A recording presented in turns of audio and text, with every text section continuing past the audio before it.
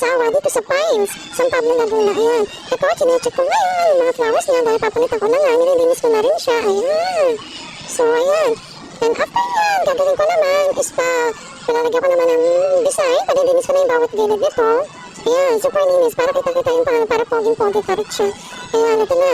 Umpisa na, pagbabangkay, paglilinis, ayan na siya.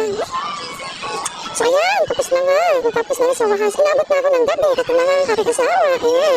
Ang dami niya ng flowers. Kahit madilim, nakita-kita pa rin yung kanyang laptop. Ayan, sobrang liwanag. Ayan. So, lalagyan ko na nga ng kandila. Ayan, pinasindi ko na rin yung kandila.